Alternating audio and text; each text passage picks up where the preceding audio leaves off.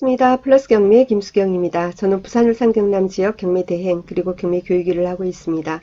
오늘은 어떤 재매각 사건이라든가 어떤 물건에 특별한 어떤 문제가 있다든지 그런 사건이 아니고 일반적인 경매 사건이 제일 처음에 이렇게 신건으로 떴을 때 어떤 점을 고려해서 봐야 하는지, 그래서 기본적인 분석 방법이 어떻게 되는지에 대해서 같이 한번 보려고 합니다. 제가 준비한 사건은 대구에 있는 아파트 경매건입니다. 4월 24일 날 경매 1차 진행하는 물건입니다. 대구지방법원 본원 사건이고요. 2019 타경의 10607 사건입니다. 소재지는 대구광역시 수성구 만촌동에 있는 메트로팔레스라는 아파트입니다. 506동 11층 사건이고요. 감정가가 4억 3,700, 그리고 지금 경매 아직 1차니까 역시 최저가가 4억 3,700 이렇게 돼 있습니다. 자, 이렇게 경매 물건이 1차예요. 신건 같은 경우에는 우리가 뭐죠? 항상 경매 물건은 이 물건에 지금 감정가는 4억 3,700이 돼 있단 말이에요. 그러면은 지금 현재 시세는 어떠한가? 그걸 먼저 살펴봐야 되겠죠. 경매는 채권자가 경매 신청을 하고 보통 빠르면은 7, 8개월, 늦으면은 1년 이상 지나서 이제 경매 공고가 뜨게 됩니다. 그렇거든요. 진행 단계 다 달라요. 경매 신청되고 공고까지 얼마 걸립니까? 이러면은요, 사건마다 다르니까. 서류 송달이라든지 여러 가지, 그죠? 순조롭게 잘 되느냐, 아니면은 송달이 잘 안 돼서 계속 특별 송달, 공시 송달까지 가느냐, 여러 가지. 그런 거에 따라서 달라질 수 있습니다. 그래서 현재 시세하고 동떨어지는 경우가 많이 있어요. 사건에 따라서 비슷하기도 하지만은 감정가보다 시세가 많이 높기도 하고 낮기도 하고 그렇습니다. 그렇잖아요. 아파트 시세라는 것은 부동산 시세라는 거 움직이지 않습니까? 여러 가지 요인에 따라서. 그래서 신건을 보면은 신건이니까 패스하자 이게 아니고 지금 어떻게 되는 거지? 이거 1차에 들어가야 되는 건가? 한 번 유찰되고 들어가야 되는가? 아니면 두 번 유찰되고 들어가느냐? 아니면은 권리분석에 하자가 있어서 한없이 유찰된 후에 들어가야 되느냐 아니면 쳐다보지도 말아야 되느냐, 그래서 여러 가지 판단을 해야 되는 겁니다. 자, 한번 보도록 하겠습니다. 소유자 채무자는 동일하고요. 캐피탈 대부에서 들어오고 중복 경매입니다. 채권자 두 군데서 들어왔어요. 자, 임의 경매예요. 양쪽 근저당권자가 많을 수 있잖아요. 그래서 이렇게 들어와 있는 사건입니다. 자, 보니까 지금 3월 18일 날 한번 연기되고 4월 24일 됐는데 3월 18일 연기된 것은 그죠? 지금 상황 때문에 연기가 된 거라고 보입니다. 문서 송달 관계나 여러 가지 보면은 내용이 보이겠죠. 일단은 등기부부터 한번 보도록 하겠습니다. 등기부 보니까 2005년 12월 9일 날 이렇게 소유권 이전돼 있습니다. 그 다음 보니까 2014년 10월 17일 날 근저당, 대구은행 근저당이 있습니다. 제일 먼저 근저당이 나왔어요. 그러니까 여기가 말소 기준 등기가 되겠죠. 2014년 10월 17일입니다. 그 이후에 2015년 1월 26일 날, 그리고 1월 28일 날, 그리고 8월 20일 날 대구은행에서 계속 추가 대출이 나갔습니다. 그리고 2019년 1월 14일 날 대부 쪽에, 그죠? 캐피탈 대부 쪽에서 또 대출을 받았군요. 그 다음에 또 다른 또 캐피탈 대부에서 근저당이 있고, 그 다음엔 일반 대부 쪽이 있고, 그 다음은 가압류들 들어왔고 그렇습니다. 그래서 2019년 6월 5일 날은 일단 캐피탈 대부에서 임의 경매가 들어왔고요. 그 다음에 이어서 6월 24일 날 대구은행에서 역시 경매가 들어와서 이 두 군데에서 지금 경매가 들어와서 진행이 되고 있습니다. 자, 그런데 그러면 이제 뭐죠? 이렇게 돼 있고 소유자가 있고 쭈르륵 내려가 있고 임차인은 없나요? 어떻게 되나요? 말소 기준 등기가 소유권이 2015년도 바뀌었지 않습니까? 그리고 2014년도에 대구은행 그리고는 이렇게 쭉 나가는 거 보면은 선순위 임차인 그런 게 있으면은 일반적으로 안 나가죠. 그죠? 그래도 혹시 모르니까 그러면은 한번 봐야 되겠다라는 생각이 듭니다. 그죠? 자, 그러면은 우리가 뭘 봐야 하느냐라는 거죠. 우리가 뭘 보죠? 그럼 매각물건 명세서를 주로 봅니다. 그죠? 매각물건 명세서를 보는데 이건 신건이라서 아직 매각물건 명세서가 없습니다. 그래서 현황조사서를 봤습니다. 현황조사서를 보니까 조사 일시는 6월 21일이에요. 현황조사서는 경매 신청 들어오고 바로 법원 집행관실에서 나갑니다. 그래서 그 당시에 나가서 이렇게 전입세대를 열람을 해보니까 소유자 외에 등재된 전입세대가 없다라고 되어 있습니다. 10개월 전이에요. 그죠? 그런데 만약에 지금 그때는 그런 거고 10개월 전이니까 지금은 다른 사람이 전입돼 있을 수 있잖아요 라고 생각할 수 있겠죠. 그죠? 경매 권리 분석이 아직 서툰 사람들은. 자, 그런데 뭐냐면은 그때 소유자가 있다가 그 지금 소유자가 없어지고 다른 사람이 지금 들어와서 살고 있다 하더라도, 다른 사람이 전입을 해서 전입을 하건 안 하건 살고 있다 하더라도 그 사람은 대항력 있는 임차인은 못 되는 겁니다. 아까 말소 기준 등기보다 뒤에 전입을 한 게 되니까. 그래서 물론 명도를 하는 데 있어서는 모르는 사람이 있으면 약간 신경이 쓰이고 할 수 있겠지만, 하지만 방법은 다 있는 거고, 자, 그 사람의 뭐 보증금을 인수해야 하는 그런 선순위는 아니니까 그런 부분에서는 염려하지 않으셔도 됩니다. 자, 그리고요, 또 하나를 보겠습니다. 지금 보는 화면은 그 경매회 대법원 사이트 들어가면은 사건 내역이에요. 사건 내역도 보면은 그 유료 옥션 사이트가, 옥션 사이트에도 보통 이렇게 링크가 되어 있습니다. 사건 내역은 저는 주로 어떤 경우에 열어보냐면은 뭐 예정 물건이라든가 이런 경우에 뭐 정말 아무런 자료가 거의 안 나와 있을 때, 그럴 때도 제가 마음에 드는 물건이 있지 않습니까? 예정 물건 리스트에 마음에 드는 사건이 있어요. 그러면은 열어보는 게 일단은 당사자 내역부터 열어봅니다. 여기 사건 내역부터 열어봅니다. 사건 내역을 열어서 쭈르륵 내리다 보면은 뭐가 있냐면은 이렇게 당사자 내역이라고 있습니다. 당사자 구분. 이 사건에 관련되는 사람들이 누가 있느냐라는 거죠. 그래서 보면은 여기 보면은 채권자, 뭐시기 그죠 있고, 그죠, 또 채권자 있고, 채무자금 소유자 있고, 근저당권자, 가압류권자 쭉 있어요. 교부권자는 관공서 세금 관련이다, 그죠? 이렇게 있는데 뭐 다른 어떤 임차인 관계가 없습니다. 그래서 아, 여기는 그렇구나라고 보통은 시작해요. 예정 물건 볼 때는 이런 걸 보고, 그리고 임차인 없네. 그런데 이 물건 내 마음에 드는데 싶으면은 예정 물건인 상태에서도 등기부도 열어보고, 보통 저도 그렇게 진행을 하고 있습니다. 그래서 매각 물건 명세서가 없을 때는 사건 내역을 열어보고 현황조사 보고서 열어보면은 임차인 관련해서 여러분이 정보를 얻을 수 있습니다. 그렇게 보시면 됩니다. 자, 그리고요, 또 뭐냐면은, 그러면은 이 사건에 대해서, 제대로 명도가 용이한 건지, 뭐가 스토리가 어떻게 돌아가는 건지, 그런 걸 위해서 문건 송달 내역을, 그러니까, 다른 외부에서 법원으로 접수된 거, 또 법원에서 송달이 된 거, 이런 내역을 보면은 우리가 얻을 수 있는 정보가 굉장히 많이 있죠.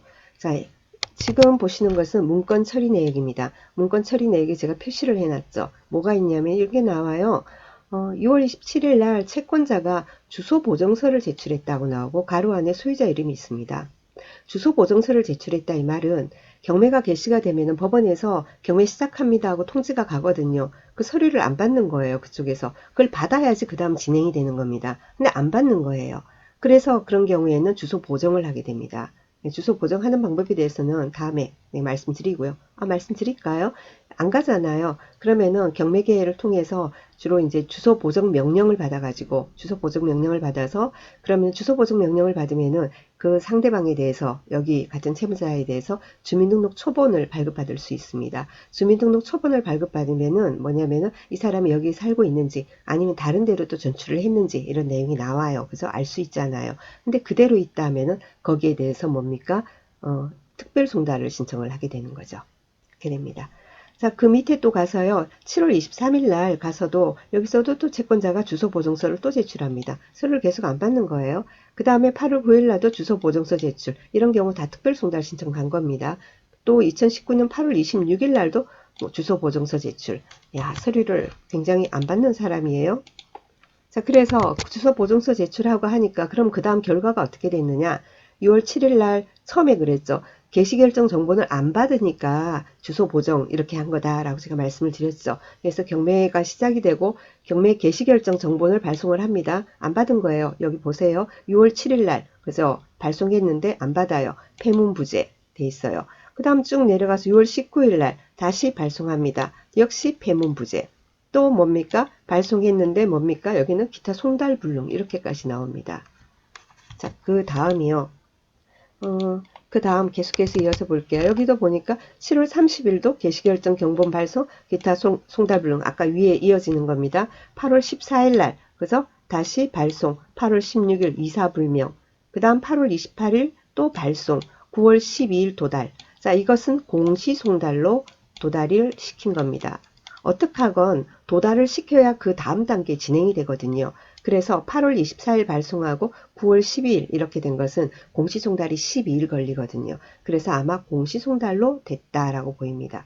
그 다음 2월 4일 날 중복경매 발송, 그 다음 2020년도에 중복경매 발송했는데 2,000호를 도달된 거는 실제로 도달이 된 게 아니라 아마 송달 간주식으로 간 게 아닌가라는 생각이 듭니다. 근데 송달 간주 같으면은 바로 당일날 송달 간주 뜨는데 하루 만에, 요때부터 2020년 2월부터는 보니까 전부 다 하루 만에 도달 이렇게 돼 있어요. 그래서 그 내용은 확인을 하셔야 될 것 같고, 그러면 뭐 다른 걸 확인하시라는 게 아니라 여기에 사람이 살고 있는지, 그죠? 여러분 임장 가시면은 이 사람이 여기 살고 있는지를 확인을 해야 되겠죠. 어떤 식으로 확인합니까?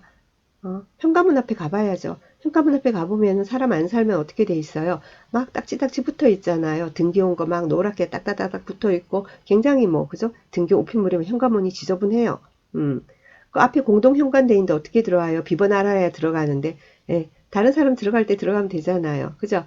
그리고는 경비실 눌러가지고 저는 열어달라고 하니까 뭐 열어주더라고요. 예, 그렇게 뭐 여러 가지 방법을 통해서 그 사람이 살고 있는지도 알아야 되고 그리고는 뜨문뜨문 왔다 가는지 아니면은 상주를 하고 있는지 완전히 안 오고 있는지 이런 것도 알아보고 관리비도 알아보시고 이런 집은 관리비도 많이 밀려 있을 겁니다. 그래서 그런 내용도 확인을 하시면서 명도에 대해서 명도의 난이도에 대해서도 여러분이 그죠? 생각을 좀 해보셔야 되는 부분입니다.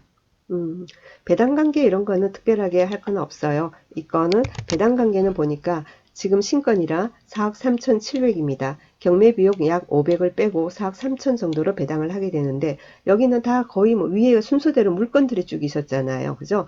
대구은행이 물건 순서대로 쭉 받고요. 그죠? 그 다음에 남는 게 있으면은 그죠? 캐피탈 대부 쪽으로 이렇게 받아 내려가게 됩니다.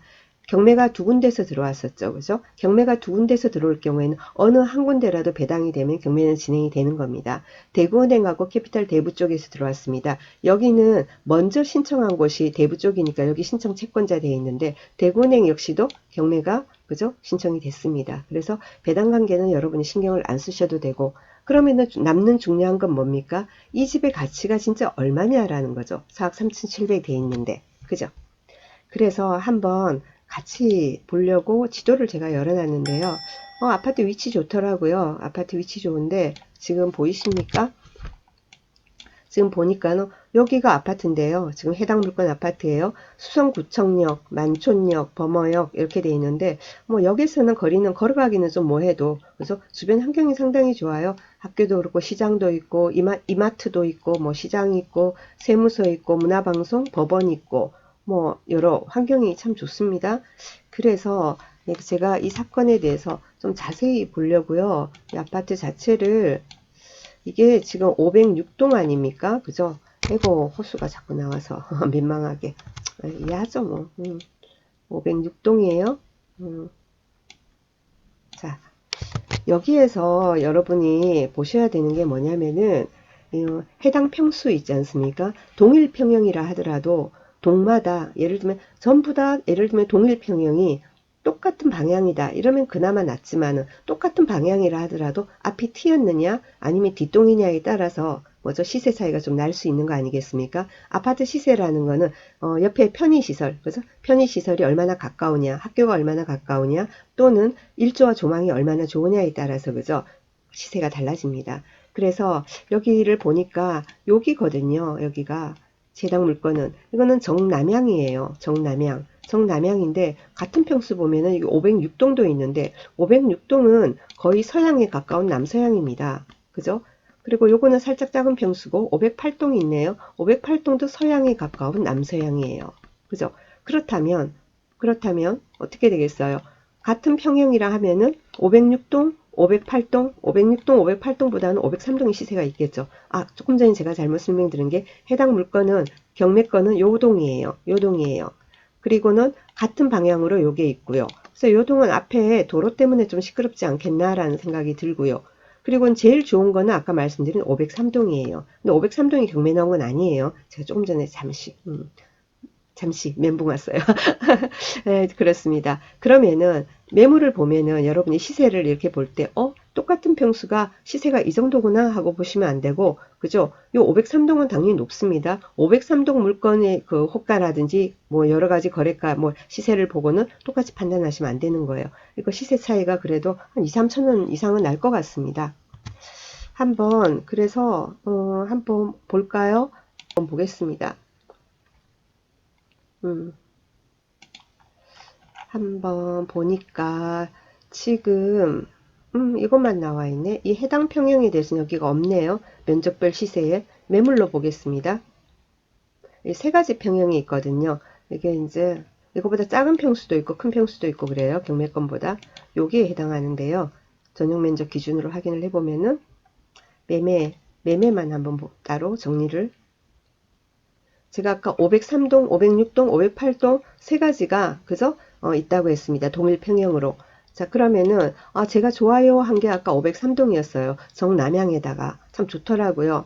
자, 여기 503동 같은 경우에는 지금 호가가 그죠? 호가가 쌤 그 시세 아니에요가 아니라 비교를 하자는 거예요. 자, 503동은 보니까 4억 8천, 4억 8천, 그리고 5억, 그죠? 4억 7천, 뭐 저층이 4억 5천, 이런 정도의 시세예요. 4억, 저층, 그죠? 2층 같은 경우 4억 5천이잖아요. 4억 5천부터 해서 5억까지 이렇게 분포가 됩니다. 자, 그리고는 506동, 경매권은 506동이었습니다. 506동은 보니까 중층이라도 4억 6천, 그리고 2층은 4억 3천, 약간 4억, 그죠? 2층이 4억 5천이었죠. 제가 2, 3천 원 차이 날 것 같습니다 했죠. 당연히 방향에 따라서 이렇게 차이가 나는 겁니다. 그래서 여기 같은 경우에는 뭐죠? 4억 6천, 4억 6천, 4억 5천, 아까 그죠? 9층 같은 경우에도 여기는 샤시 및 올술이 됐다고 해서 4억 7천, 이런 식으로 차이가 나게 되죠. 508동도 있었죠. 그 도로 쪽이라서 조금 시끄러울 것 같아요 라고 제가 말씀드렸습니다. 여기 같은 경우에 시세가 더 낮죠. 아시겠죠? 그래서 동일 평형이고 같은 층이라고 하더라도 방향이나 입지에 따라서 시세 차이가 이렇게 많이 난다라는 것을 항상 유념하시고 시세 조사를 하시기 바랍니다. 그러면 지금 해당 사건 같은 경우에 글쎄요, 언제 들어갈까요? 뭐 한번 유찰되고 들어가죠. 뭐. 그죠? 예, 그런 식으로 판단을 잘 하시고 만약에 이 물건이 500 그 좋은 아까 503동이 제일 좋다고 그랬죠. 503동인데 이렇게 나왔다. 이러면은 1차에 입찰할 사람도 있을 수 있지 않겠습니까? 그죠? 이런 식으로 경매물건은 시세조사를 하시는 겁니다.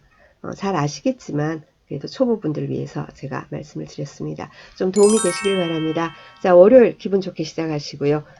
내일 모레 수요일 아침에 다시 뵙도록 하겠습니다. 감사합니다.